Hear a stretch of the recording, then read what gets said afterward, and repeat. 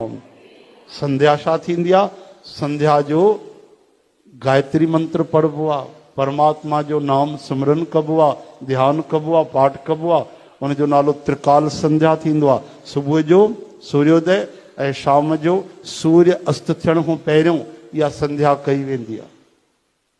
सभिनी खे भगवान जो सिमरन, भगवान जो नाम या कुछ न कुछ अहिड़ो ध्यान करणु खपे।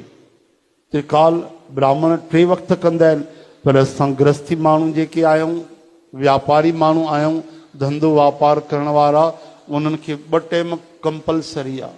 सुबुह जो सूर्योदय जे समय ऐं शाम जो सूर्य अस्त खां पहिरियों गायत्री मंत्र पढ़ी वठिजे।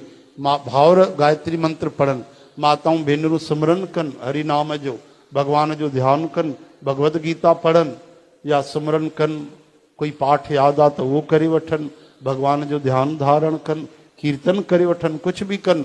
कुल मिलाए करे ये 2 समय भगवान जी भक्तीअ जे लाइ नियुक्त आहिनि, कंपलसरी आहिनि। चओ हरे